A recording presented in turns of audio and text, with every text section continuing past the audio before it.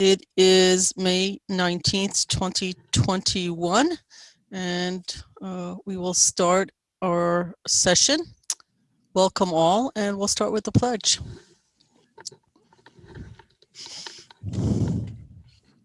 Oops. I pledge allegiance to the flag of the United States of America and to the republic for which it stands, one nation, under God, indivisible, with liberty and justice for all. Oops. All right. Good evening, all, on this amazingly beautiful day that we're having. I love the fact that the evenings are even getting longer, even more fun. So, shall we start with announcements? The attendance first. Sorry, attendance. It's okay. Trustee Fritchie? Present. Trustee White? Present. Trustee Lopez? Present. Trustee Quesada? Present. Mayor Levin? Here, present. And I think we have a public hearing in the matter of potential CDBG projects for the 2022 to 2024 grant cycle first. Yeah, it's on the agenda. It's listed before the announcements. Okay, so do we have to open as a public meeting or we go right into it? Go right into it, please. Okay. And this is being done by you, Stuart, or by Village Manager? Not being done by Corporation Counsel, that I can tell you. Okay. So I don't. We have members in the audience that do want to comment on the public hearing now. Okay, well, I'm trying to find them actually, so I'm looking, but I don't think I can since I didn't come in under the webinars. So let me look for it. Mayor, before that, do you mind if maybe Maddie could give a little bit of brief explanation in regards to what this grant is about? Great. Thank you. Good evening, Mayor and members of the board and members of the audience.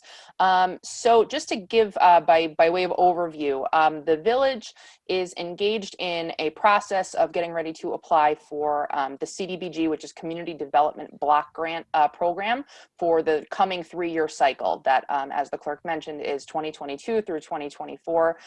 The village is allowed to apply for up to 4 projects, and there are a couple different parameters. Actually, there's more than a couple. There are many parameters over what the projects may or may not look like. Because this is a program that comes through the Federal Department of Housing and Urban Development, one of the national objectives is to address low and moderate income communities. So whatever project the village is going to put forward is going to need to make sure to meet at least one of the national objectives. That is the major one. Another one would be something like urgent need, which is if there had been an earthquake or, God forbid, some sort of natural disaster that the village would need to apply for a project to get funding for that. But generally speaking, the way that the village does it is making application for projects that are either infrastructure. Some of the projects that we, had floated have to do with infrastructure improvements, potentially playgrounds, since that tends to be something that the village has been successful in applying for in the past. But tonight's meeting is to open it up to our community and ask what the community would like us to apply for. What needs do they see as being present? So I hope that that is helpful. I know as someone mentioned, we do have several members of the audience who I think did make plain that they wanted to weigh in on what some of these projects might be. So with that, I will turn it over to the board. Right. So I see 4 people on the attendees. I don't see any hands up that were raised. So it's hard for me to see who I know that wants to Carrie speak on Ann that. Sybos wants to speak. She had reached out to us, so I'm going to bring you over, Carrie Ann. So you are on your way over now. Thank you. So Carrie Ann, if you can unmute your thing and then just let us know who you are, because some of the people in the audience may not know you, if you don't mind. Okay. Yeah. Hi, everyone. You can hear me? Yes. Good evening and welcome. Well, thank you for having me. I'm Carrie Ann Sybos, and I am the Director of Elementary Teaching and Learning. And thanks for having me. Yeah, I guess somebody sent me the proposal, and I read through the proposal, and I just wanted to comment on the ideas behind the inclusive playgrounds that are being proposed. Nelson Park, right? Is one, and then then the other improvements are the walkability, and then the other playground replacement and trail improvements, right, to the old Croton Aqueduct. So the whole idea of inclusive playgrounds is really, I think, essential to every single community. But I mean, Ossining stands for inclusivity and diversity and equity. So can you hear me? Yes, we can. I feel like I went into am I echoing? You're echoing. You might have something else on, like your iPhone or something else, but we can hear you. I'm so sorry. I think I was trying to get in a couple of ways. So I just wanted to, just really speak on behalf and support this idea of inclusive playgrounds. And the idea that when I went on, I did a little bit of research myself, and I was like, there's some really beautiful playgrounds where they are highly interactive, and they are, really geared toward all children, different ages with different needs. And I think that's a really beautiful idea to propose for this grant. For me, I'm a teacher and an educator, and when I think about parks, I think also, just as much as they can be about developing skills. I think that when you look to pick something to actually, replace some of the equipment in Nelson Park and the Croton Aqueduct, I just think about, like, what is it about the idea of sensory equipment, the idea of having letters and numbers and literacy kind of opportunities inside the park, so kids can not only play but they'll be learning, is a really big deal, I think. And there's lots of really beautiful equipment that really supports the idea of teaching and learning. So I just wanted to put my 2 cents in about these parks being highly interactive and really sensory based, and also collaborative in nature. So inclusive parks should somehow be geared toward, you can't really get on this without being, with somebody else to do it, right? Because then that's how you build pro-social skills and practice, being a good citizen and making friends. So I just want to put my 2 cents in about that, and just really say I love the ideas of these being inclusive parks, and I would just say that as sensory based as they can, and if you can sneak in the learning in those parks and be sure that they have our children interacting together and not playing in parallel ways, but more in collaborative social ways, I think that those parks will be special. Great. Thank you for that. I'm just going to say ditto and absolutely. I think those are all great points. Our parks are highly used, all good. So I appreciate your support for the recommendation. Thank you. So Carrie Ann, I'm going to move you over. And if there's anyone else that would like to speak, we would like you to raise your hand, please. Or the proverbial hand, I guess. Right, obviously. Yeah. Can't see you guys. Let's see. It would be at the if you're on a computer, it would be at the bottom of the screen, and it just says raise hand. So if you navigate with your mouse, right, it would be at the bottom. Probably the same spot on a phone.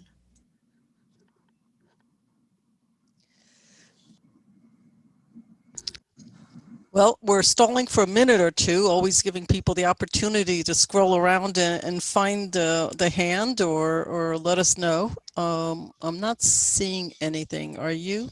I'm not seeing anyone else. No, there's only 3 other people that are on. Right, and Johnny's on, and yeah, I think we can then move on. Looking good. Okay, going once. I don't think going they're twice. Interested in participating. They're all people that are very comfortable in there. Yeah, no, I understand that. Okay, so let us move over now to the next item, which is announcements, please. I'm sorry, Mayor, do we need a motion to close the public hearing? Oh, we do. Yes. Okay. Thanks. I Sorry, think Martha. somebody's reminding me of these things. Do I have a motion to close? So moved. Second.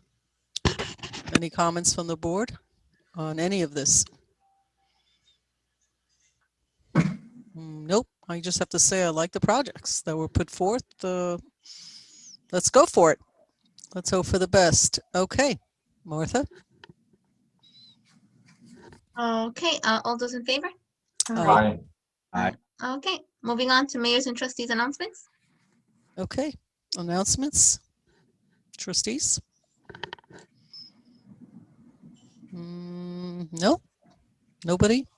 Okay, I'm just going to remind the public that we have a town hall meeting regarding the state legislation that was passed, the bill that was passed regarding marijuana, and whether we'd like to hear from the public, input, questions, opinions, to learn more about what the public thinks that the village board should do in its decision before the end of the year regarding the legislation of whether we will opt out or not, and even within opting in or out, what steps we might take, whether we want to opt into one item or two, and the two items are whether we have dispensaries and or lounges for distribution of marijuana and the sales of marijuana. Sent out in the mayor's update details about it. You can Google this information all over the place. The governor approved it. It was passed by both houses. So looking forward to seeing everyone. We've sent out the information about the link and how to participate. You can write to bot@villageofossining.org if you would like us to possibly get some of your questions in advance. And we will read them out loud. We will answer questions. And if it's comments, we will simply take the comments under consideration. So that's something that is happening this week. Even today, there was even more commentary from the governor, and the health department and the county actually distributed something. We are loosening a lot of regulations regarding masks. So I would just say that more important, at least from my perspective, is that as many people as can get vaccinated, please get yourself vaccinated. That's the key. A lot of the legislations about the masks, but the truth is it would be better for everyone in the community and everyone in your family for people to be encouraged to get vaccinated. Hopefully, when they finish with the beta test, children will be vaccinated as the next steps, but right now they are not. So all the kids have not been vaccinated. So it's still a big part of our community that isn't eligible yet to be vaccinated. So I do encourage everyone to participate in the initiative. That's all I have for tonight. And I think we can move to administrative reports, starting with Village Manager Karen Diatori. Thank you, Mayor. Good evening, everybody. So this was an exciting week. We started bright and early Monday morning with a project that has been championed by Maddie Zahaj, Assistant Village Manager, and many volunteers and our Parks Department. But the first of 80 trees went in the ground at very early on Monday morning, and we're continuing to plant those trees the rest of the week. And tomorrow, starting at 8 o'clock in the morning again, we'll be doing an English and Spanish tree planting demonstration with our volunteer Donna Sharrett and our Parks Foreman Miguel Maras. We're really excited about this. The trees are going in Nelson Park and Nelson Sitting Park.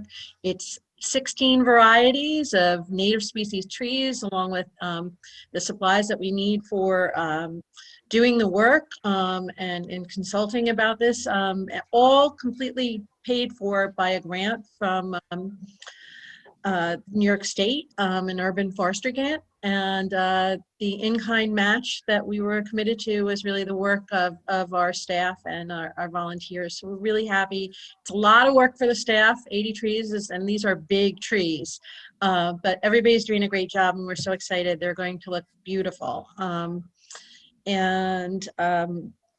They're going to look beautiful, and they are an important part of our environment and ecosystem. Trees serve a super important ecological purpose, and make the environment healthy all the way around. So I know there's going to be also more education pieces, hopefully going forward about all of that. They look amazing. I drove down there. I missed the entire game, but I did see the guys planting them. I mean, it's just, they're all excited about it.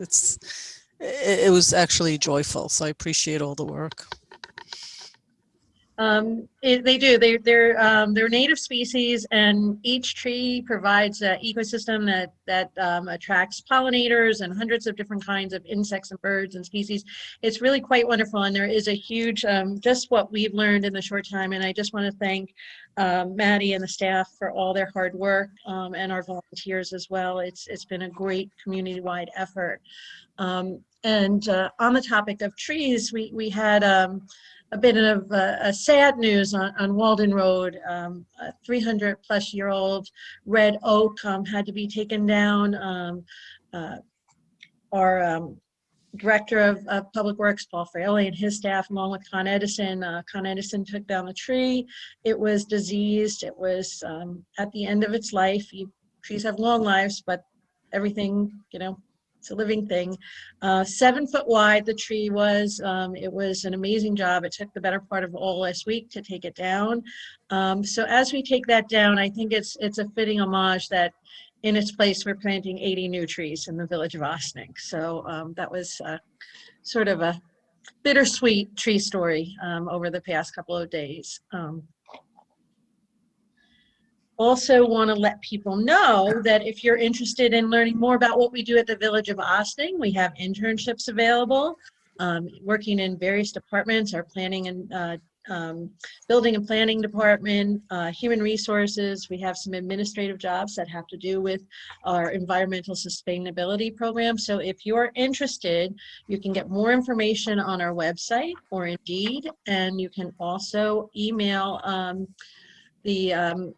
email personnel@villageofossining.org. So we really look forward to getting, we have 6 positions that we're trying to fill for the summer. So we look forward to hearing from people interested in learning more about what the village does. And it's a great way to spend time this summer, make a little extra money, and learn a lot of new skills and work with a really great team of people. So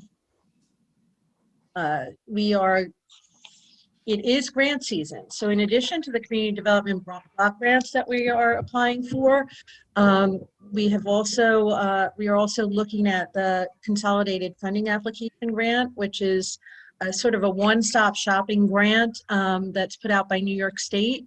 The last time that we did this, these are grants based on economic development initiatives, and last time we did this was offered last year in 2019 when we applied. The village secured 4 grants through this funding mechanism, and with a little over $3 million.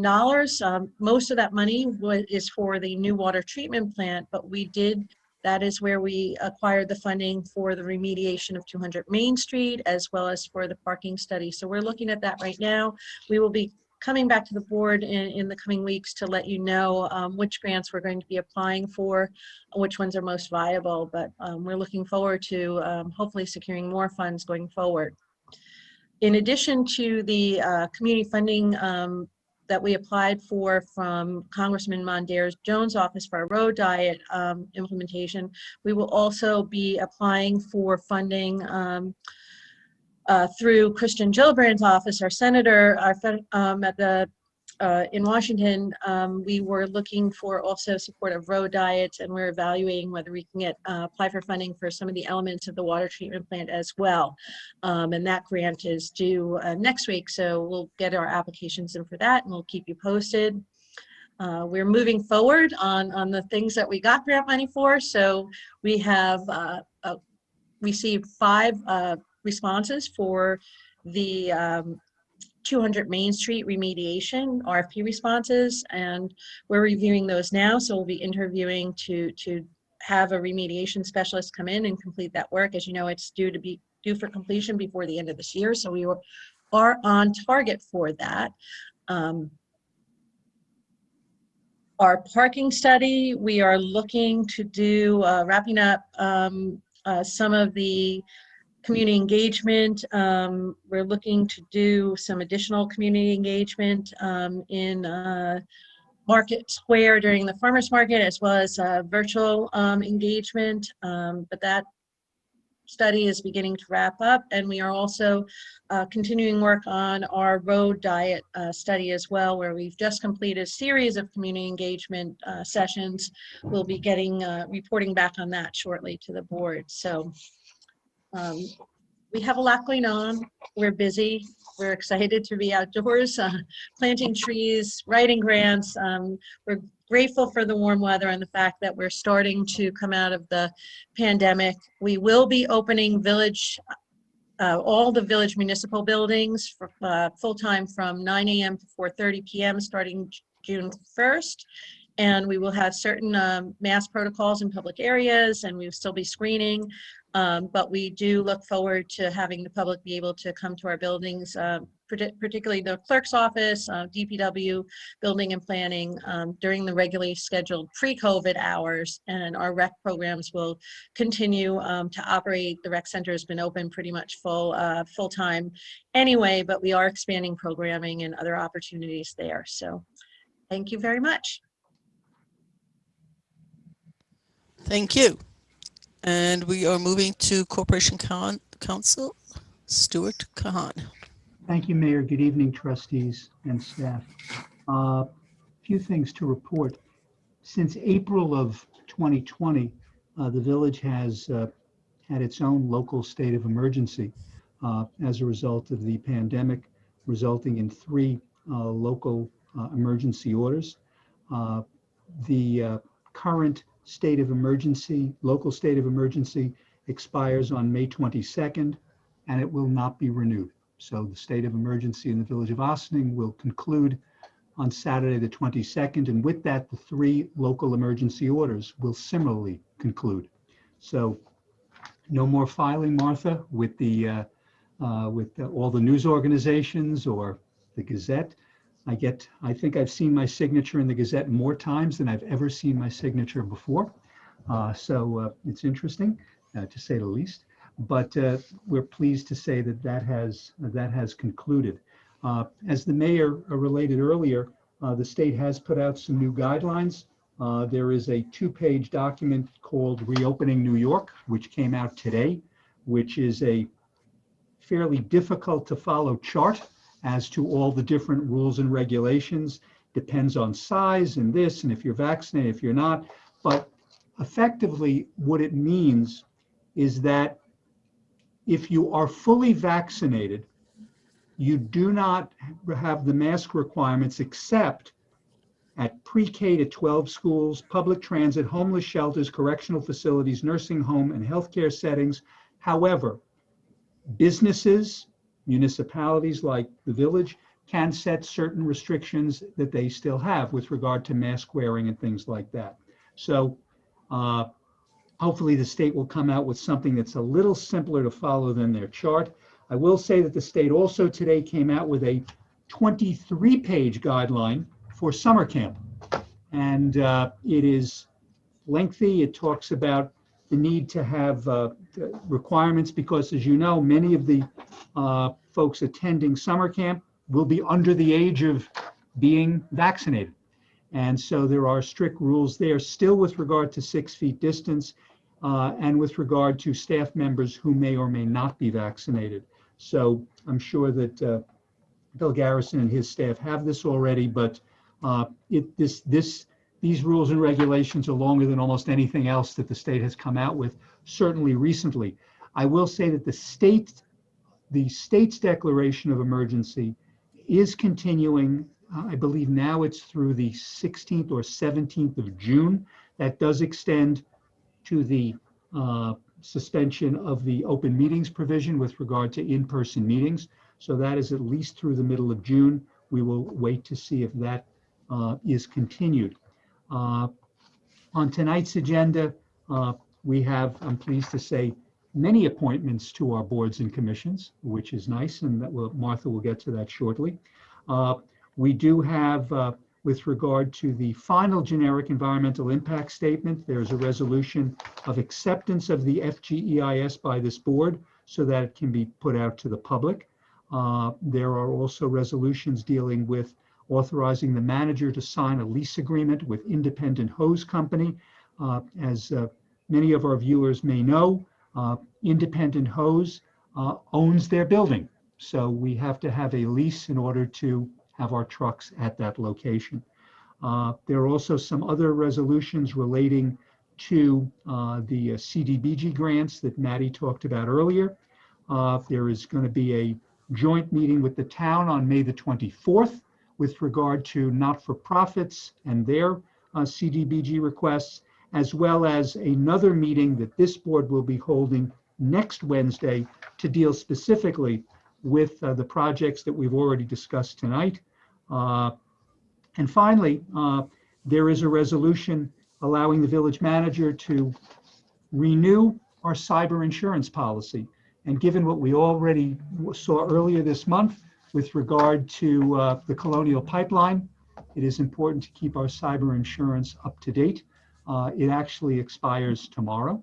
So the resolution tonight will allow the village to continue its cyber insurance, and it will be a 19-month policy, so it will then go through December 31st of 2022, and that way all village policies will expire on the same date, which will make things a lot easier for us. So, and one last thing, there is a planning board meeting this coming Tuesday.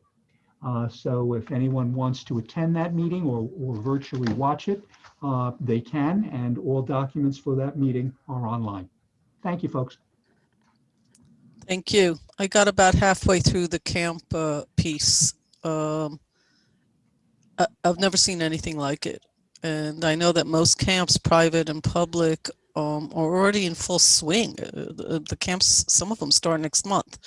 So it's a lot, and the outdoors, indoors. So I appreciate you staying on top of it, Stuart. It's really, really helpful, and letting the public also know, you know, that we do stay on top of all these things. Not an easy task during a pandemic, which feels like it's lifting, but it's still with us. And kids do get sick from this. It's a sort of an urban myth that they don't. It's just not true. They do catch and they do pass it on. So I'm glad we're still all diligent about that. Police Chief Kevin Sylvester. Good evening. Just one quick announcement from me. This week, our department has completed high-risk assessments for training on high-risk assessments for intimate partner domestic violence. We now have joined a small but growing list of police departments in Westchester County that will conduct lethality assessments on every domestic violence call that we go on. Those assessments will trigger automatic referrals for resources where in the past they may have been optional things. Now we will be mandated reporters to certain agencies for referrals for victims assistance and things like that. So developed in partnership with the district attorney's office and a number of other outreach groups. So hopefully looking to provide a higher level of assistance and a greater level of protection for all of our domestic violence survivors. So completed that this week. Every member of our department has been trained on it and it's in place now. So a good thing for our community. That's all I've got for this week. Thanks. Okay, thank you. Next on the agenda is special presentation. And do we have that set up? Because I'm not seeing it. I haven't seen the county executive jump on the call yet, so we're going to keep our eyes peeled, and then okay. Perhaps we can just double checking there because yeah, I'm not seeing it. No, I'm not seeing it. I sent it to his personal email at the request of his assistant. So hopefully he'll be on soon. Shortly. Okay, that's fine. So we will. We didn't really announce it so much in the beginning. We usually do a bit of a shout out, but I didn't see him, so I hate doing that. Organization announcements which are event related. Is there anybody here? Is that why Johnny might be here? Johnny Dramo? This will be the time to raise hands if you want to comment on any organizational issues that you might have, announcements, events, etc., 2 minutes in length. That was a repeat in order to give people time to look for the little hand and click on it if they want to speak. Okay, we're going to move on then. We have a public comments on agenda items. So that's sort of a little bit different than we usually write it in here. Visitor, go ahead. No, it's always been like that. This is just a moment, and anybody who would like to address the board on any of the resolutions on the agenda tonight. Right. I always thought it was a little different. Okay, it doesn't matter. My mistake. Public comments on agenda, visitors should be accorded. This one is 4 minutes to address the board on any of the resolutions, specific resolutions on the agenda listed here. This would be an opportunity to raise your hand if that is something you would like to do and discuss with the board. Looking for hands. Okay, not seeing any. We're moving on to resolutions. Okay, approval of minutes, May 5th, 2021. Resolved that the Board of Trustees of the Village of Ossining hereby approves the minutes of the May 5th, 2021 regular meeting as presented. Do I have a motion? So moved. Second. Comments on the board? Not seeing any. Martha? All those in favor?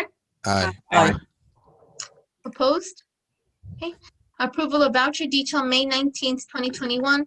Resolved that the Board of Trustees of the Village of Ossining hereby approves the voucher detail report dated May 19th, 2021 in the amount of $484,009.91. Do I have a motion?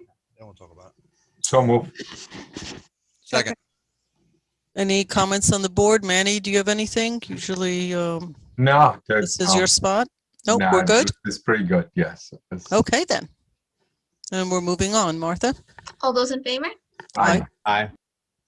Opposed? Appointment to the Landlord-Tenant Relations Council. Resolved that the Board of Trustees appoints the following individuals to the Landlord-Tenant Relations Council. Term May 19th, 2021 through December 31st, 2022. Cheryl Weeks. She's neither for the same term, June Carver, a tenant. Then from term May 19th, 2021 through December 31st, 2021, Sheila Barron Massingel, she's a tenant. And then term January 1st, 2021 through December 31st, 2022, Rebecca Beatty, and she's a landlord. Do I have a motion? So move.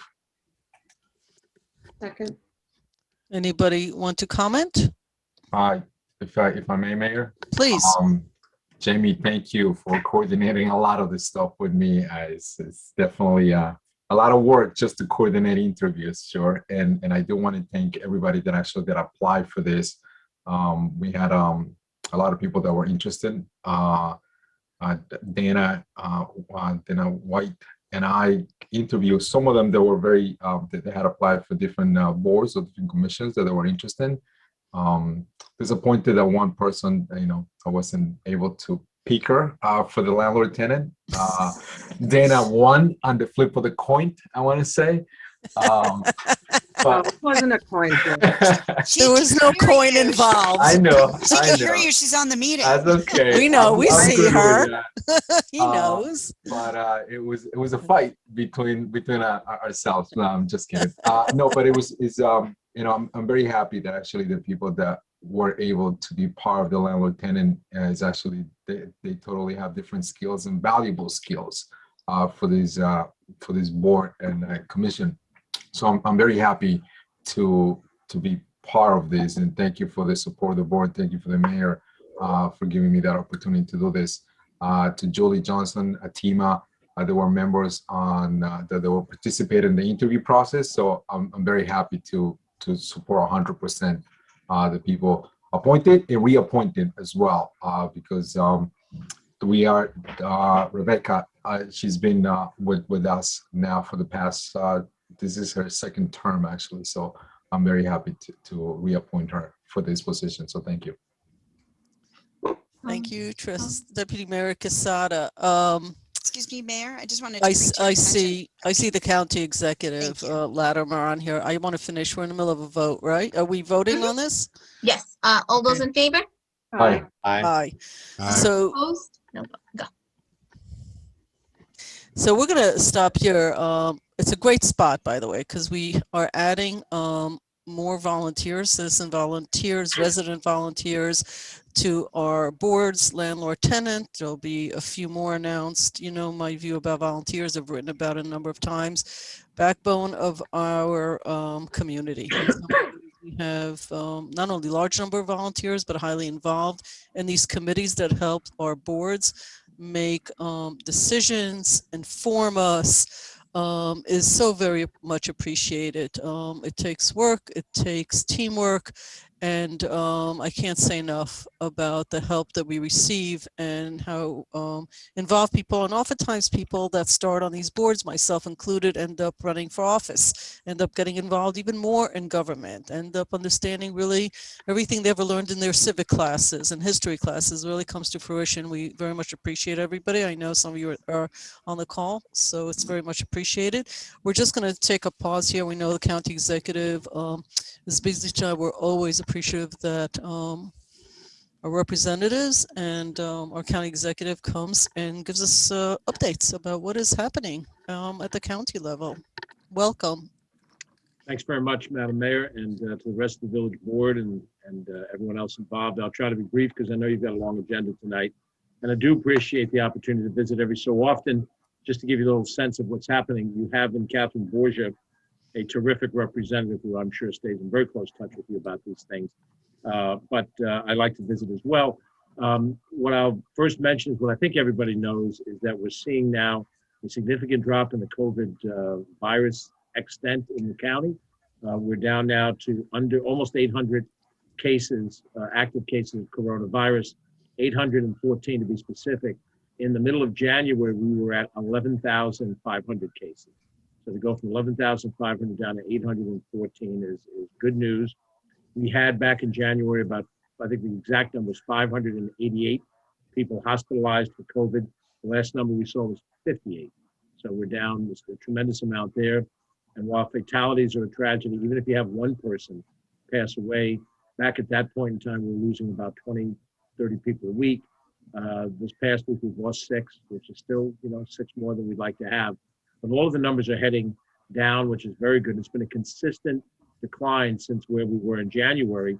And of course, January is the coincidental point at which the vaccinations started at the county center. And now vaccinations are almost as plentiful as testing was back about a year ago. We started out with very little testing and then we started to expand it. Our major facilities have produced almost 400,000 vaccinations. And that's the county center, the Yonkers Armory, the community college on the Greenberg Mount Pleasant border, and our downtown White Plains Health Clinic. But now that we've been able to be mobile and we're out in a lot of different satellite environments, pop-up centers, we've had the benefit of working with Open Door and Ossining a couple of different times. The vaccination numbers are starting to rise pretty quickly. In terms of having 2 shots and cleared your protocol, we're approaching 50% of the population at that level, and add another roughly 10%, upper 50 percentile having at least 1 shot. Just today, I was over this late evening, I was over at Dobbsbury High School, where we're now vaccinating young people, people under the age of 16, 12, 13, 14, 15. That's been made possible through the testing of Pfizer. And there's about 20% of our population that we couldn't touch at all because they were younger. And now we're getting into a portion of that. So the vaccination numbers are going along very well. And I think the combination of more activities outdoors, the vaccination numbers going up and the virus going down is giving us now a more open environment. I think we all think that this summer is going to be a lot better than last summer. This fall is going to be a lot better than last fall. And we're doing things at the county. We're opening Playland this year. We will continue to have beaches probably at a higher capacity. And in your neighborhood, for our purposes, the Croton Point Park Beach, which is a county beach, we'll be able to allow for more people to attend. There's some things we're not yet doing. The ethnic festivals at Kensico Dam, we haven't reestablished, nor have we been prepared to do fireworks for the 4th of July, either at Playland or Kensico. And each community is trying to make up those decisions as what you think is workable and manageable. And it's from a practical standpoint, not an ideological standpoint. If we feel we can manage it, we open it up a little bit. If we feel we can't manage it, we limit it or we keep it closed. But we see things heading in the right direction. It's good for the economy and so forth. We've all benefited from the American Rescue Act money, the county as well as local governments. Villages have to get their piece in the town. I'm sure that's a nice conversation we had.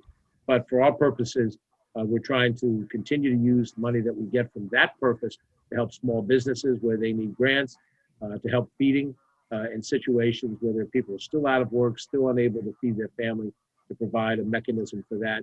And we are waiting for what we know is coming, which is a tsunami of individuals who, when the eviction moratorium is lifted, will be subject to the threat of eviction. And we have to make sure that the county is prepared to provide extensive legal services for each of those individuals when they get the representation they need when they go into court and whatever circumstances are there. We're trying to make sure we've got resources in the state, even more so in the feds, to help out those landlords who, if they get the back rent or much of the back rent, they'll keep the residents in place, and we won't face them losing their units. So that is a COVID-related issue that's yet ahead of us. The moratorium is right now scheduled to be lifted at the end of the summer, and I'm sure there'll be much more conversation about that as we go forward and what that means for us working together. We have, as the mayor knows, and perhaps the administrator knows, we have every Monday afternoon at 3:30 a call with all of our local municipal officials, all the towns, villages, city officials. We invite our state legislators to come on, the county legislators. We sort of share information, share notes. The state, and primarily the governor, it's really not the state legislature. The governor is making decisions to lift things and to impose things, and he's been doing this for a while. The yellow zone stuff that existed. There's so many different mandates and circumstances. And so when we meet, we talk, we try to operate as partners in this to the best of our possible. The county government is not a superior government to the village or town. We are a sibling government to the villages and towns. We too are created by the state. We have different regional responsibilities. We have to treat sewer, wastewater sewage. We have to run a county jail, run an airport, and those things, which every town and village can't do. Department of Health functions a major one of those. But we too are a local government. We too tax property and sales as our major revenue streams. And so in that regard, when we meet and talk, we just try to work it out. We try to figure out what can work for you, what can work for us, and how do we have to be cooperative, and how do we have to be helpful. I don't know that the county government has always been like that. During my experience, I was a municipal official at one point. Obviously, I've served time in both the county and the state legislature. But that's what we're trying to do during this tenure. And hopefully, when issues come up, that you can feel free to talk to county departments freely. We've opened up the lines of communications between the villages and the administrators of different departments. So if you have an issue, you pick up the phone, you call the commissioner of the department, and only if you get no effective response do you have to worry about going through senior management. We're ready to work with you and to try to be open. Hopefully Karen, when she does that day-to-day, or Chief Sylvester and his police work, finds that kind of cooperation with the county. And if you don't, you let me know. The police reform effort, the county has had a committee that produced a report, came up with many recommendations. Some of those recommendations fit into things that you may have done locally in the village. We've looked at your report and the other municipal reports. We're looking for areas of overlap. One example would be that we are now working on how do we establish mental health crisis response teams that can respond to a certain type of crisis that would be better handled by a mental health professional than a traditional police response. And every department, the Ossining Village Department and the other ones, can't be expected to have experts like that on duty in your department. You may happen to have that, but it's hard for every department to do that. So we're trying to put together that type of effort. And if we do, that satisfies one of the recommendations that we made for ourselves, but it may also be something that coincides with what you've identified as being important as we go forward. And to the extent that anybody wants to see any of our reports, our police reform report is online at westchestergov.com. Blanca Lopez is our contact here in the county executive office. You're welcome to reach out to her, and she'll be happy to share the report. If one of the trustees is particularly focused on law enforcement issues, certainly the chief has that access as well to Tom Gleason, our commissioner, and to try to work together productively. Other than that, they're the same issues that we all struggle with, that COVID has pushed to a bit of a back burner. We're working on affordable housing projects, some of which are moving forward, some of which are not moving as fast as we'd like. We know we've got a crisis in affordable housing, and that leaves all of us. There's a piece of it that is Ossining Village's piece, but we're looking at it from across the board. We have specialized issues everywhere in one part of the county that doesn't affect another part of the county, but we have to address all of them. We're trying all of our environmental initiatives to transform our B-Line bus system from diesel to ultimately electric and hybrid. Same thing with our auto fleet. We've established, hopefully you know, a composting facility on our Valhalla Grasslands campus to serve as a model for those communities that want to do a community composting, food waste, try to get that out of the waste stream. We renegotiated the contract with Wheelabrator at Charles Point, and we saved the county taxpayers $17 million over 10 years. And we carved out a space for us to be able to, on our own, take care of the food waste product. We're involved in transporting it right now on behalf of those communities that can't compost it itself. But ultimately, we like to take it out of the waste stream as an environmental statement. And we're looking at solar collection opportunities. We certainly want to put up more EV charging stations. We have to do it wherever we have county land. We don't have the authority that the state does to put it anywhere or mandate it anywhere. So there's a host of things we have to deal with. I'm going to stop. Madam Mayor, if there's any questions that you'd like me to answer, I'm happy to do it. And anytime you want to pull out the invisible hook, go ahead. I get it. You have a long night ahead of you. But if only I had a hook. When you find one, just send it my way. You're not one of the reasons I would use a hook, but usually our format is that I ask the trustees if they have any comments or questions, and then I speak last. So does anybody have comments or questions for the county executive? And thank you again for joining us tonight and updating us as you do so often in so many ways. I'd like to start first by thanking you, County Executive. Welcome to Ossining virtually. When we get to the point where we meet in person again, would love to welcome you in person as well. My question is about vaccines. We know that vaccines are something that the use folks are using them less. There's the desire for vaccines has gone down. We're seeing that at a local level. Wondering what you're seeing at a county level, and if there's anything that would help to increase the number of folks that are getting vaccinated. Well, Omar, we're seeing certainly that we're in a different place today than we were in January. In January, we had low supply and large demand, and now we've reached the point at which demand supply is almost equal, and we're on the cusp of having more supply than demand. Meaning that we vaccinated most of the people that really wanted to go out and get a vaccine. If that number hits 60% or 62%, it's still going to fall well short of 100%. We've identified certain buckets, if you will, of people who have been vaccine hesitant. And I'll use the word hesitant, although in some cases it's a pretty locked in situation. Part of it is we have, as I mentioned before, young people that haven't been eligible for a vaccine. As we open the door to that, depending on what happens in science, how young they can administer the vaccine, that will take care of a portion of the unvaccinated group voluntarily, but in those cases, obviously parents apply.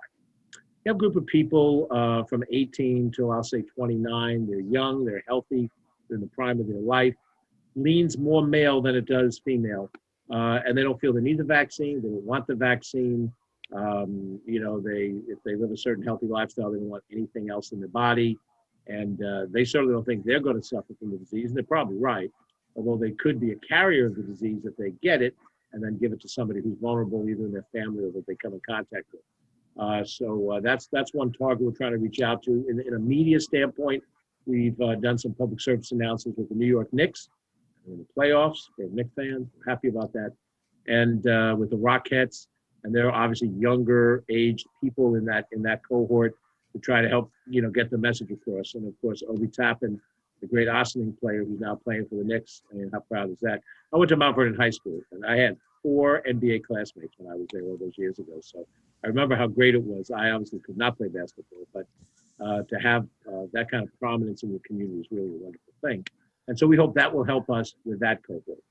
We have a group of folks who, frankly, are ideologically opposed either to vaccinations, or they view the lens of vaccination and even the whole pandemic through sort of an ideological thing. And I think it's not really a valid pandemic, and there are reasons why this came up, and the reasons why they have to not take a vaccine are really not arguable. We're not going to be able to get any of those people to take a vaccine. I am not of the mind to mandate anything until and unless it became absolutely necessary to do it. I could see it mandated, if you're working in nursing. I could see it mandated, in certain settings. But as a general rule of thumb, that portion of the population, it's 20%, whatever it is, that's hardcore, that's not going to change. We are trying to reach out to people of color, people in poverty situations, some of which has been the lack of access to vaccines.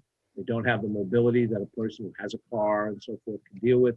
To some extent, there's a fear factor from past history and stories that still have to be overcome. I think we make some progress. We have targeted creation of literature and PSAs that reach people with spokespeople that they can connect to, people who share their demographic, who are credible spokesmen to them. Look at a white guy who's county executive, that's not going to convince them. If they see somebody, you know, a medical professional or somebody in their demographic, and we're working on that. If you recall, we did that on testing back in the spring of summer of last year and the fall of last year, and we actually did some filming in Ossining to have Ossining, you know, clergy members talk about the testing model at the time. And we're happy to do that again. And if the mayor, the administrator want to reach out to us, we'll be happy to look at how we can do that with an Ossining flavor that you can then circulate on social media and on your Ossining TV and so forth. So it's going to be tough sledding, Omar, because it's bigger than a county and it's bigger than a village. There's something out there of mistrust, and you know, those of you in public office, even your best friends who aren't involved in government, they sort of question, you know, like, what are you doing? Why are you doing this? You know, isn't this all like a deal that's going on behind it? And it's very hard to convince people. That might be the case in some cases, but the vast majority of us, we're just doing what we think is right. And we go to public office, we think we can make, you know, what we think is an improvement. That's what we're trying to do. Getting over that hump will be the difference between us getting up into the 70 percentile. And much beyond that, I don't think we're going to get there as a society. But we all want to take the masks off. You know, we want to have normalcy. We want it for economic reasons, and we want it for our own sanity, that we can go back again. You know, I come out of a sales background before I did this, to shake somebody's hand, to pat somebody on the back, to, you know, to enjoy each other's company, watch a ball game. I miss those things, and I think most people do too. Thank you very much. Thank you, County Executive. Is there anyone else? Comments or questions? I don't have any comments. Well, a comment would be, you know, thank you for coming, and it's always nice to see you in Ossining. And I thank you for your very informative update. So I will not take any more time, but it's good to see you. Thank you, Rob. Good to see you too. Anyone else? I do, but maybe then, because my topic, we can go there all night. Unfortunately, we don't have all night for this one. I would just like to say thank you as well to the county executive. I always enjoy his updates. Thank you, Dan. Okay, now Manny, you can go. Thanks, Dana. No, so my question, thank you again. I echo the voice. Is always, you're actually the only county executive that I've been, in my recollection, that has actually come to a village board meeting. So I do thank you for taking your time to be part of this dialogue. So I guess overall question, and you don't have to, we don't have to go into much of the details, but if I can maybe send you an email tomorrow or later on today, I would love to hear back more what the county is doing in relationship to affordable housing that you mentioned as a part of your introduction itself. So I know there was a study done a couple of years back before the pandemic, obviously, and I know some municipalities have done some, and then other ones are still the struggle. So I know there was the whole assessment that you guys went through, the process that you went through. I have some of the documents. I hope I have all of them, but some of the documents that at least I was able to get it from the website, from the county website. But I would love to probably have a conversation with you and just kind of fill me in exactly what is the plan overall for the county, and how that works. The short answer, and then by all means give me a call. We'll have a longer conversation. We did the affordable housing study. It landed in November of 19.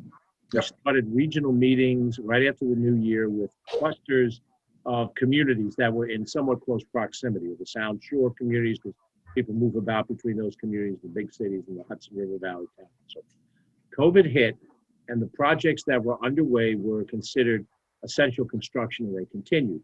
Those projects that hadn't gotten funding yet had to stop in their tracks as lenders and other entities were unwilling to go forward. In that meantime, we have put together in the 2020 budget, 2021 budget, $10 million a year for land acquisition and $10 million a year separate from that for infrastructure costs. So if you're gonna do an affordable housing project, need to extend the sewer pipe, that's infrastructure. If you're looking at, here's a piece of land and there's a not-for-profit and it's going to cost X amount of dollars to buy the land or do the project, we can contribute some money to the buying of the land. So the county's put money where our mouth is. Right now, we're probably working on about, in round numbers, 2,000 units of affordable housing. In some cases, the county is getting direct subsidy along the lines I've just described. In some case, the county is doing IDA funding that helps make the project come to pass. Usually in those cases, they're existing market rent or market properties, and they've segmented so many units for affordable housing. And then you always dicker about how many affordable units you can get. So we're working on it. We're sincere about it. We're 180 degrees from the prior administration that fought HUD on these issues. But it's tough. I'm not going to lie to you. And getting the land in a county where land is very valuable in order to be able to provide affordable housing requires us to get costs down, construction costs, land acquisition costs, infrastructure costs. And it's tough to do when somebody else can come along and say, hey, I can buy that for market rate, I can develop it for market rate. But if you want to give me a call, I'm happy to talk to you about it in greater detail. I was looking for a function where I could leave my email here. I don't see a chat box. So what I'm just going to tell you very simply, email me at glatimer@westchestergov.com. Westchestergov.com is our normal email and the website address, glatimer@westchestergov.com. And then we'll pick up the phone, we'll have a conversation. I'm happy to get into any detail, go back and forth of the details. I appreciate that. Thank you. Okay. And Rika, I better show some self-control here. So if anybody wants to give me a call, we'll go from there, but I want to return your agenda to you, and thank you very much for the courtesy of the visit. We appreciate your time. Thank you. Have a good evening. Y'all have a good night. Stay safe. We'll see you again. You too. Thank you. Bye-bye now. Okay. Thank you for that. And we're going to go back to the agenda. We are still on appointments. Yes, so we're on Resolution D, appointment to the Ossining Arts Project. Resolve, the Board of Trustees appoints the following individuals to the Ossining Arts Project, term May 19th, 2021 through December 31st, 2022. Krista Taskiris. Have a motion? So moved. Second. Comments? Dana, perhaps you would like to say a word or so? Sure, we're in kind of a rebuilding year here on the Ossining Arts Project, and Krista applied only for the Ossining Arts Project. A lot of people applied for a lot of different ones, but she knew exactly what she wanted, and she's terrific, and I think she's going to be a great asset. So we're still looking for more people who are artistic and creative, but we're excited to have Krista here. For me, this is landlord-tenant is going to be super important, the one we previously spoke about, because as you heard the county executive say, as we move into a post-pandemic world, the issues of people who may have not been paying rent, what this means to landlords, what it means to individuals, can people afford to pay the rent, are there other issues? He described it a tsunami of some legal issues that may come up, all of which I am 100% confident will be resolved over time, but we've been through a very tough 14 plus months. Equally important is the arts. And why do I say that? I personally have learned during this pandemic that people turn to arts as a calming effect when their life is in crisis or in turmoil. Everybody has different ways of dealing with stress, but arts is for sure one of them for people of all ages. And a lot of the arts, because so much of it is performing arts, so much of it is communal, has really been put on hold, not even the back burner, just on hold. Thankfully, the weather is getting nicer, and thankfully last year during the summer we were able to do a few things, but really not very much. This is a very art-oriented and artist-oriented community. We have a lot of people either in that industry or as a leisure, and it also involves just wellness issues from my perspective. So I know this is may not sound as fancy, but this group is going to be, I think, just as vital going forward as we are in a post-pandemic world. So I'm excited that you're rebuilding, as you said, Dana. Dana is the liaison, and that we have people that want to continue being part of it as volunteers. That's really what I want to say about this. Are there any other comments? Okay. Martha? All those in favor? Aye. Opposed? Opposed, okay. Appointments to Environmental Advisory Council. Resolved that pursuant to Village Code Section 119-3, the Board of Trustees appoints the following individuals to the Environmental Advisory Council. Reappointments from January 1st, 2021 through December 31st, 2022. Thomas Bolin, Leilani Dooley, and Kate Slot. And then new appointments from May 19th, 2021 through December 31st, 2021. Seda Tukaro, Catherine Alberti, and Victor Vivadua. Do I have a motion? So move. Second. Comments? Well, this one I could talk about all night, but I won't. I mean, Well, this is I think it's exciting great. because we appointed 3 people, and then we have appointed 3 new members, and we have 1 more, but we're working on the 1 more alternate. This isn't actually a really important group, and they have a very broad sort of palette that they can choose from. Lots of different things that they do, whether it's talking about new developments down on the waterfront, or whether it's talking about litter, or whether it's talking about doing an open spaces survey. You know, there's lots of stuff that the Environmental Advisory Council looks at and works on, and it's a really smart group of people. And I think our new additions bring a really interesting take. We have a young person, we have a couple of not as young people, but who have a great track record in local environmental activities, or even in their professions. One of our new people is an expert in toxic abatement. So I think it's going to be a lot of fun to bring the new folks in.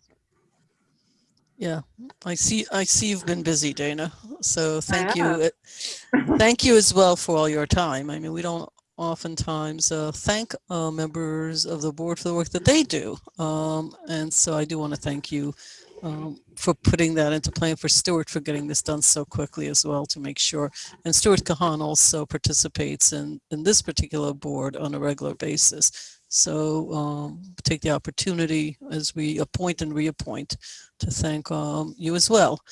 Thank you, Mayor. I do want to thank Jamie Hoffman for giving me a kick in the rear end to remind me that these appointments had to be made. And I'm very pleased. It's a very, very good group to work with. Jaime and I enjoy ourselves immensely. They're really on top of their game. That is the only way to say it. This is a group that is really on top of their game. So I'm looking forward to the 2 new full members, our new alternate, who I'm sure will be very active on everything that goes on. And there's a great deal that will be coming down the pike for the EAC. Yes, I'd like to give a shout out to Jamie Hoffman as well. She's really been the one giving us all a little kick in the rear. So without her, I would have no idea what was going on. So thank you, Jamie. Yes, we do love your emails that say, just want to bring this to the top of your email box, which was just a very polite way of saying, hey, let's get going, people. So it does, you know, it takes a team to get things done. That's all it comes down to at the end of the day. And this is a good team all the way around. So appreciate everybody. Okay, we're in the middle of a vote. Martha? All those in favor? Aye. Opposed? Acceptance and publication of the final generic environmental impact statement, FGEIS. Whereas the resolution dated March 3rd, 2021, the Board of Trustees, as lead agency of the proposed comprehensive plan and zoning code text changes, accepted the draft generic environmental impact statement, DGIS, determining that the DGIS was adequate with respect to its scope and content for the purpose of commencing public review. And whereas, as lead agency, the Board of Trustees filed and published a notice of completion of the DGEIS and filed copies of the DGEIS pursuant to the requirements in 6 New York CRR section 617.12. And whereas public comments on the DGEIS were accepted until April 12, 2021. And whereas the Board of Trustees determined that a public hearing on the DGEIS was not necessary to be conducted. And whereas No public comments were received in the DGEIS, and whereas the Board of Trustees finds that the final generic environmental impact statement, FGEIS, should be accepted and published to afford agencies and the public no less than 10 calendar days to consider the FGEIS before the written finding statement is issued. Now therefore be it resolved that the final generic environmental impact statement is accepted by the Board of Trustees, and it is further resolved that the FGEIS shall be published in the pursuant to 6 NYCRR 617.11a prior to the Board of Trustees decision on the proposed comprehensive plan and zoning code text change for which the Board of Trustees serves as lead agency. Agencies and the public will be afforded 10 calendar days to consider the FGIS, and it is further resolved that upon the conclusion of the 10 calendar days referenced in the preceding paragraph, the Board of Trustees as lead agency shall issue a written finding statement and make a final decision on the proposed comprehensive plan review and zoning code text changes. Do I have a motion? So moved. Second. Comments? I just have one. Stuart, just remind me the magic 10-day concept. The by code, it is a minimum of 10 calendar days up to, I believe, Frank, 30 calendar days 30. to allow for agencies and the public to review the FGEIS. In this case, the 10 days is there because there were no comments received with regard to the document. So this will allow for the preparation and ultimate submission of the finding statement, which is needed in preparation for closing the environmental review process. Okay. Middle of a vote. Any other comments? All those in favor? Aye. Aye. Aye. Opposed? Okay. Authorizing the village manager to sign a lease agreement with independent host company number 6 of Ossining for the period of January 1st, 2020 through December 31st, 2023. Resolved that upon review, the Corporation Counsel, the village manager is authorized to sign a lease agreement with independent host company number 6, 3 Campbell Road, Ossining, New York, for the term from January 1st, 2020 through December 31st, 2023. Do I have a motion? So moved. Second. Comments? I just like the public to understand why this says January 1st, 2020, when we're in May. So I just think it's important to understand why the date might seem odd to somebody. Mayor, if I might, it's that date is there because there were earlier discussions. There was the prior agreement expired on December 31st, 2019. So this effectively goes back. There is no, so even though obviously the 2020 calendar year is completed, for the sake of basically continuity, this agreement will go back to January 1st, 2020. There is no increase that will have to be paid back for that period of time. The increase actually will commence with the 2021 calendar year. Okay. Anyone else? Martha?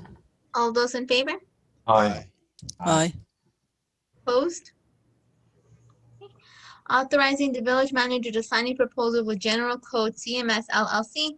Resolved that upon review with the Corporation Counsel, the village manager is authorized to sign the authorization and agreement with General Code CMS LLC, 781 Elm Grove Road, Rochester, New York, 14624 for the Municity Integrated Parcel Management Systems, Municity 5, and be further resolved that the terms of the authorization and agreement are as set out in the May 4th, 2021 proposal. Do I have a motion? So move. Second. Comments? Yes. I'm gonna make it brief. I'm gonna Please. I'm gonna cross my fingers, and I'm gonna really hope this goes through. And hopefully within a year, less than a year, we'll have a great system in place. But I hope that will be the case. So, but I'll leave that in the hands of the village manager's office and everybody else that's working in here. So, but I'll keep an eye on it. Thank you, Mayor. Yep. Don't even know how to respond to that. We all get very religious when we do contract signing because I hope this one is it. Anyway, we do the best we can, to be honest. can't predict everything. We all do the best we can, but this looks like this is it. So, Martha. All those in favor? Aye. Aye. Aye.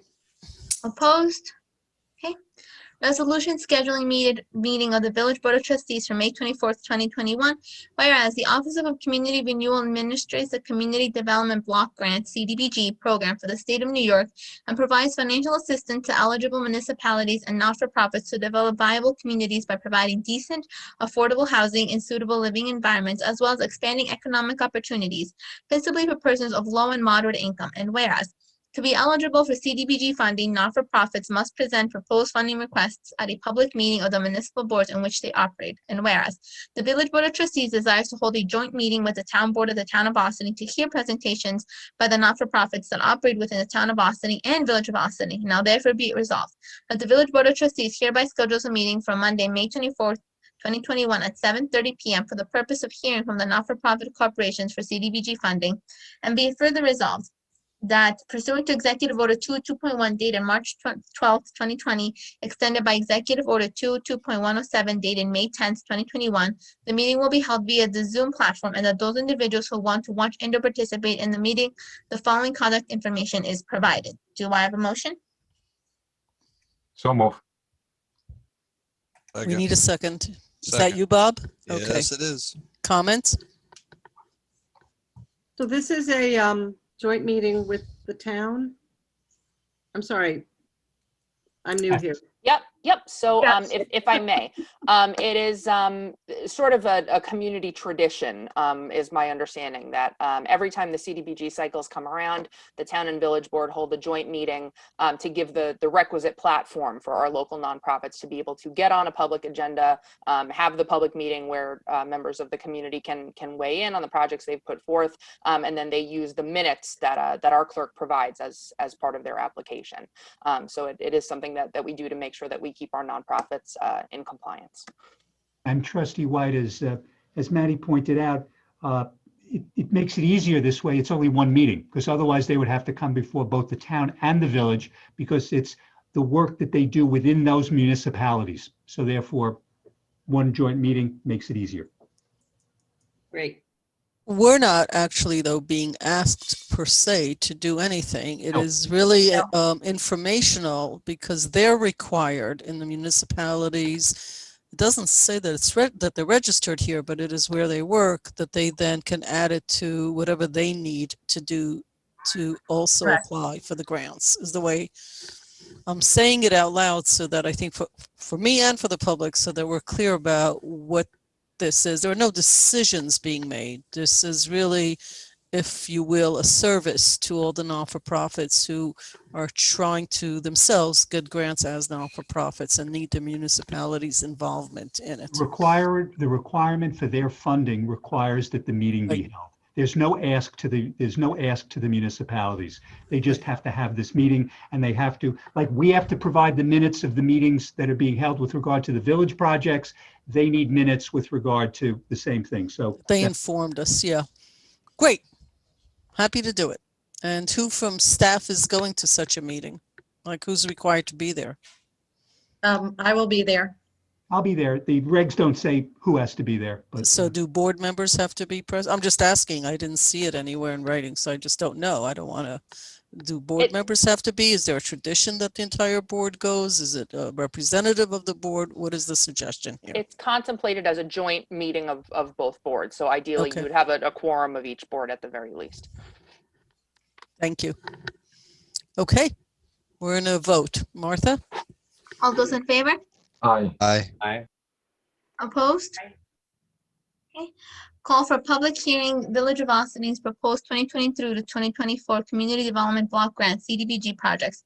Resolved that the Board of Trustees of Village of Ossining hereby calls for a public hearing to take place at 7:30 p.m. on May 26, 2021 at 7:30 p.m. via video conferencing pursuant to Executive Order 2.1 dated March 12, 2020, extended by Executive Order 2.107 dated May 10, 2021, for the purpose of receiving comments on the village's proposed 2022 to 2024 Community Development Block Project CDBG projects. A, replacement on the playground in Nelson City Park. B, Spring Street Spring Street streetscape improvements between Broad Street and Lafayette Avenue. C. Spring Street streetscape improvements between Lafayette Avenue and the Scarborough Manor entrance. And D. Replacement of play equipment and trail improvements to the Old Court and Aqueduct at North Malcolm Street. And be it further resolved that for those individuals who want to watch and or participate in the public hearing remotely, the following contact information is provided. Do I have a motion? So move. Need a second. Second. Comments?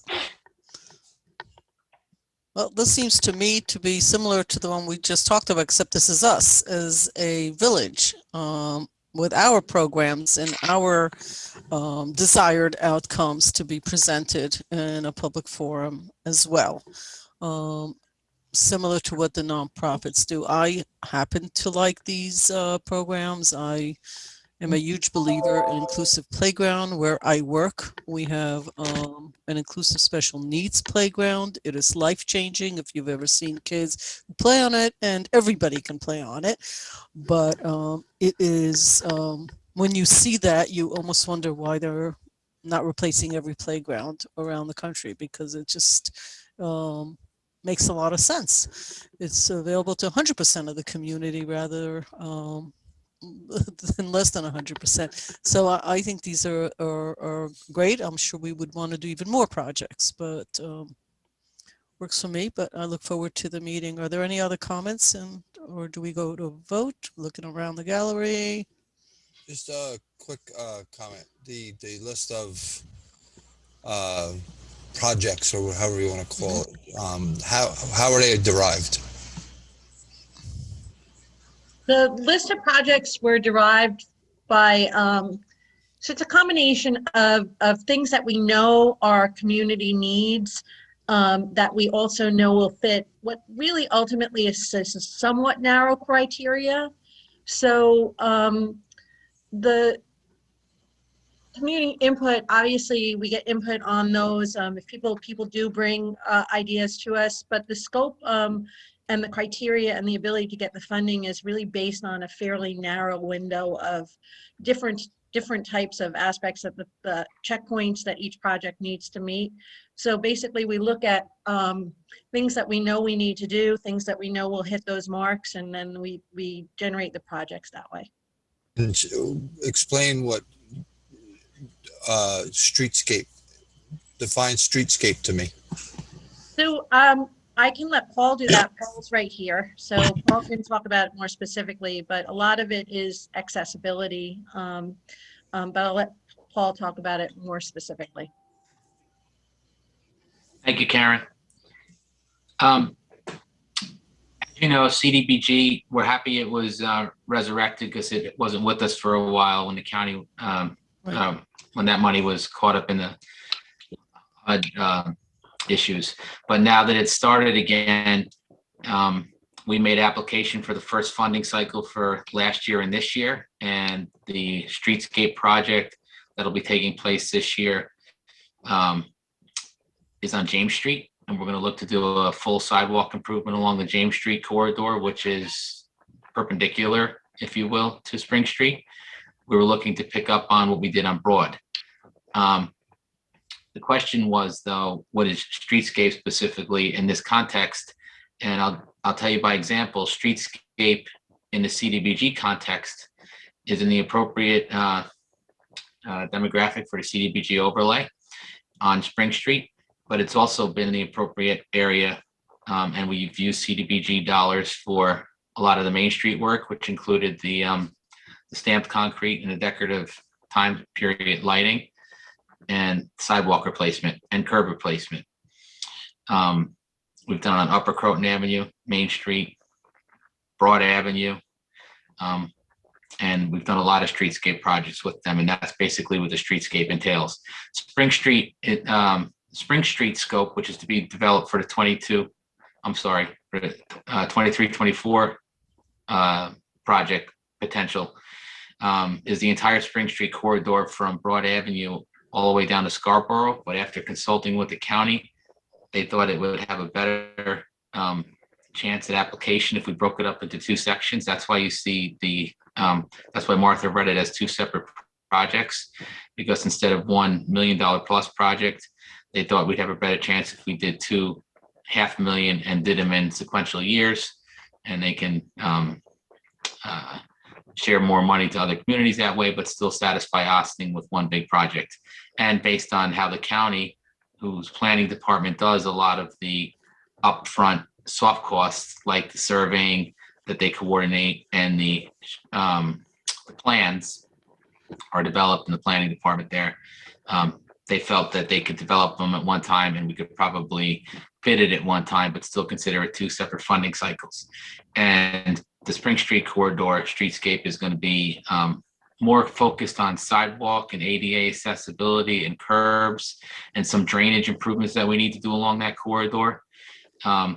There's also some areas that we're going to look to remove some of the hazard trees that we have and replace them with some possible decorative trees that are more appropriate to be planted in a sidewalk area versus some of the trees that are there now. Possibly some decorative lighting, but that remains to be seen. That's usually focused in the downtown and the business district. We haven't put too many decorative lights in residential areas. And then the sidewalk and curbs themselves. I'm looking to do that project with the county in the next couple of years, because in 2 or 3 years, I'm also looking to pave Spring Street. But this is all the upfront work that you want to get out of the way before you pave it. Right. So no one comes, you don't want to do curb work particularly, or any utility work or drainage work after you've paved the road, because Spring Street is certainly getting close to being a strong paving candidate. But that will be on the heels of James Street, which we're hopefully doing this summer, depending on where the county is with the contract document development. If not, we'll pave James Street next year after all the sidewalk and curbs and ADA ramps are replaced there. Okay, and I can presume that you mean Broad Avenue, not Broad Street. Yes, correct. Thank you for correcting me there. Yeah. So, all right, this is all great stuff, but it just seems like the Eastern Corridor, your Roosevelt Square and down through that area, seems to get forgotten a lot. So I'm just hoping the next cycle that we look at that area. Well, I agree with the reassessment on the sidewalks there, and we actually petitioned the county to allow, and in addition to the CDBG overlay, it got expanded last year. So those areas actually fall into the CDBG refundable overlay that they give us. And when we first made this application, we asked them to consider an expanded scope where we can take $50,000 and put it over here, and then $50,000 and do sidewalks over there. But they're not really a big fan of developing documents that way. They like to do contiguous corridors, and it's kind of like we don't really want to look a gift horse in the mouth. They kind of like have the quasi lead on some of the expenditures there. So it's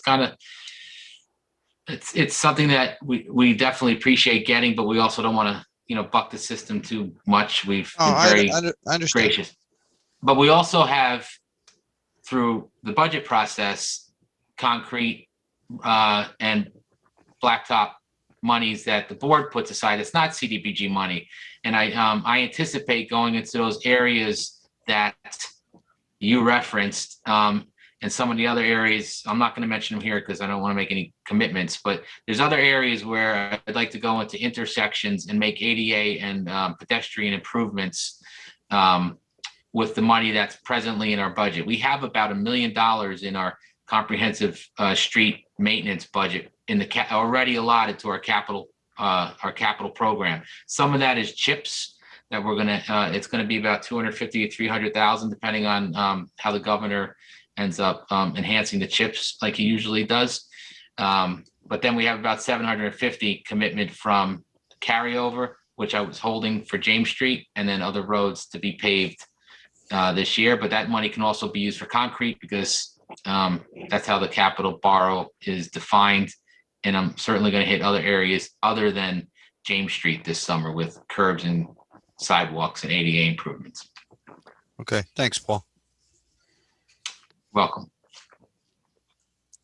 Well, Paul, can I ask you a question in regards to improvements, sidewalks, and street? I'm going to kind of disagree with you on Spring Street. I'm sorry, Bob, but Spring Street it's been a candidate for a couple of years now. You just have to drive there once, and you'll see why. And I know you have. So let me ask you this, though. How do we get Con Edison? Again, I'm going to ask this question again, because this is not the first time I have asked this in this forum. How do we ask Con Ed to come back and repair the holes that they have left in the sidewalks after they have removed the poles? How do we do that? Who do we have to contact? Because every time I walk our village, I see a hole that was there. We have a nice, beautiful, wider pole now, taller, but now we have an empty hole.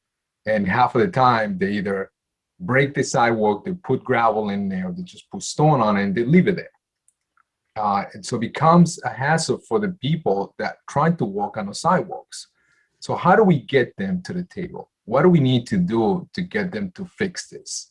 And now that the pandemic is kind of winding out a little bit, how do we get this thing fixed once and for all?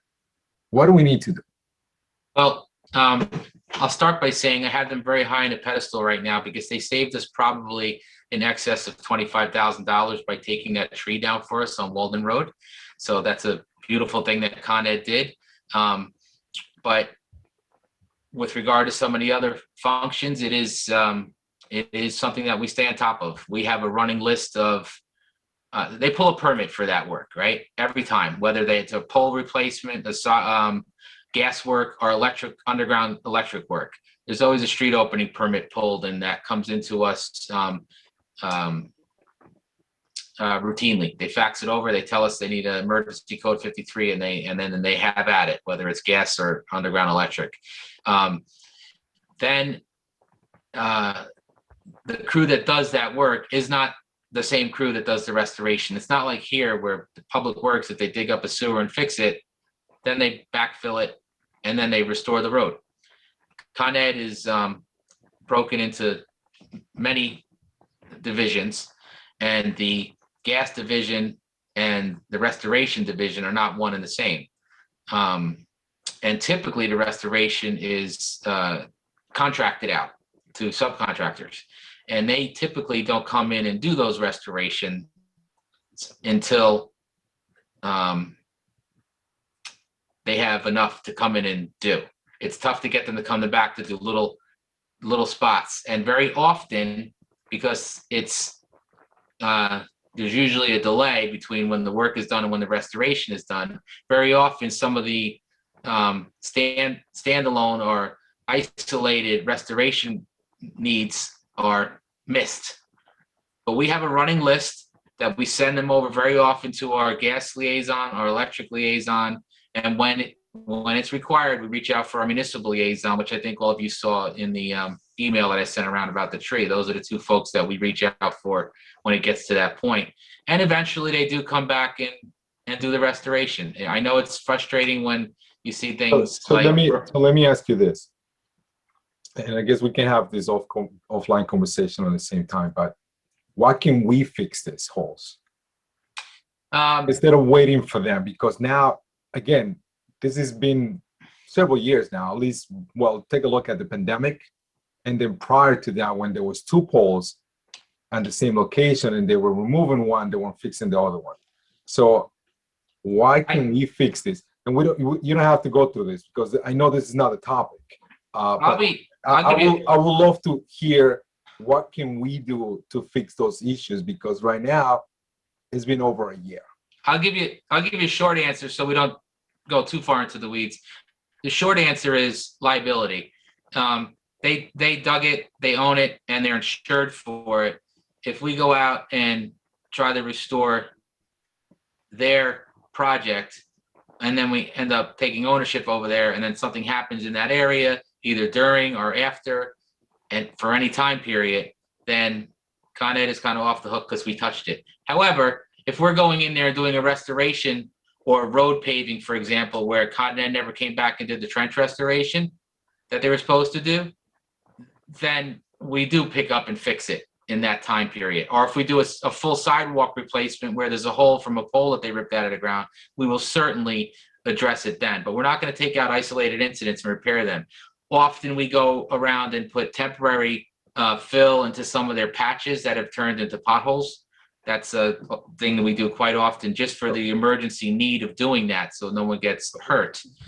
Which is again, so let's talk offline, because that's a deeper conversation that I think I'm going to bring Stuart into the legal portion of it as well. So, but thank you, Paul. I do appreciate all the hard work that you do. Trust me, I do.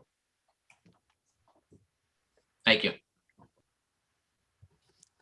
Okay. We're voting.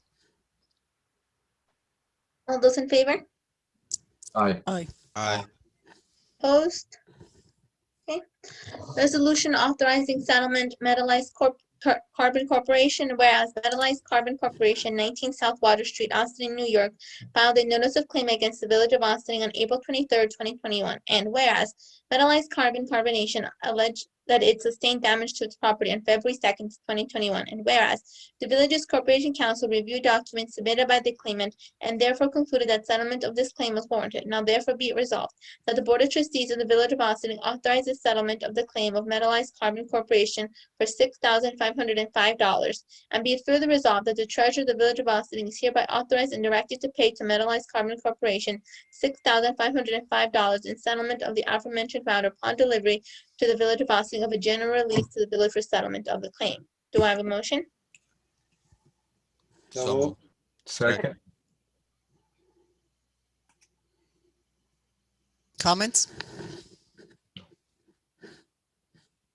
Martha? All those in favor? Aye. Aye. Aye. Just a quick, I'm sorry, quick Okay. question. Metallized carbon or metallized carbide? Carbon. Carbon. Carbon, okay. Okay, give me 1 second. Lead agency status of 14th Water Street project, whereas on or about April 23rd, 2021, Board of Trustees received from the Village of Ossining Zoning Board of Appeals a notice of intent to become lead agency with regard to an application for BLDG Works LLC 22 Caton Place, Brooklyn, New York for a project at 14th Water Street, Ossining, New York. And whereas the aforementioned application was received by the Village's Zoning Board of Appeals requesting variances for off-street parking, building height, and building stories. And whereas the Village's Zoning Board of Appeals is interested in becoming lead agency under the State Environmental Quality Review Act, SEQR, now therefore be it resolved that the Board of Trustees has no objection to the Village's Zoning Board of Appeals being designated as lead agency for this application. Do I have a motion? So moved. Second. Comments? Okay, all those in favor? Aye. Aye. Opposed? Authorizing the village manager to renew the village's cyber and date risk solution insurance policy with Hiscox Insurance Company Incorporated. Resolved that upon review of the Corporation Counsel, the village manager is authorized to renew the village's cyber and data risk solution insurance policy with Hiscox Insurance Company Incorporated, 104 South Michigan Avenue, Chicago, Illinois, for the period of May 20, 2021 through December 31st, 2022 at a premium of $25,159. I would just like to say that it says date, not data in the first line Yes, as you read so across, so that just needs Data. to be corrected. It's just data. That was a mistake from me. No, I understand. I'm just correcting it. We will. Yep. it's okay. So a motion as amended. There you go. So It's for moved. data. There you go. Second. Comments?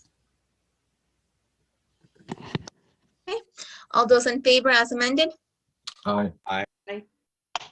Opposed? Opposed? Okay. Appointment to Civilian Police Complaint Review Board. Resolved that the Board of Trustees makes the following appointment to the Civilian Police Complaint Review Board. Kimberly Cohen, reappointment, January 1st, 2021 through December 31st, 2022. Do I have a motion? So moved. Second. Comments? Omar, did you want to say something about this or? Yes, she's already on the committee. This is just reappointment. So welcome back. Thank you, Kimberly. And Okay, let's go to, do we have a first and a second? Yes, so we're just on a vote right now. So all those in favor? Aye. Aye. Aye. Opposed? No? Okay. I just wanted to ask questions, Stuart. Part of the plan is to change this to be a civilian review board. When do we, is that part of an update that you and the chief are doing soon? I know it's not on the agenda. I'm just asking a question. Is that part of the update, or is there a date for that, or is that in process? Mayor, it's a legislative change. There's a Okay. lot of legislative changes. To make that happen, Well, no, I Yeah. mean, to do that, but. to do a whole bunch of things. I got a list of 17 local laws. That's on the list. So Okay. We'll get done. Yeah, I'm not worried they'll get done. I was just, it brought to my mind that it's something that we were looking at. Okay. Right. I think that was it. We're up to N. We finished N. Continuing business of the board. Is there any continuing business? I don't think so. New business. Is there any new business that needs to be brought forward? Okay, visitor recognition. Is there anybody that would like to speak in front of the board? Any issues related to the agenda, relevant common good of the village? Not seeing anybody, taking another 30 seconds. Oh, you see something? No, it's on issues not relating to the agenda. Not related. Did I Yeah. not say that? Okay, thank No, you. Thank you for listening to me so carefully. Much appreciated. I thought I had said it, but you're probably right. Thank you. That gave everybody one more minute. The two people on if they want to say anything. Okay, it looks like we're around. I think we're ready. I think we're ready to adjourn this meeting of May 19th, 2021 at 9:11 p.m. Do I have a motion? We're going into executive session, correct? Advice of counsel, Mayor. Advice of counsel. Second. Martha? I'm sorry, voting. I didn't hear who motioned first. I did. I did, okay, and then, okay, so all those in favor? Aye. Aye. Thank Okay. you. Thank you all. And this concludes the meeting, and we are adjourned.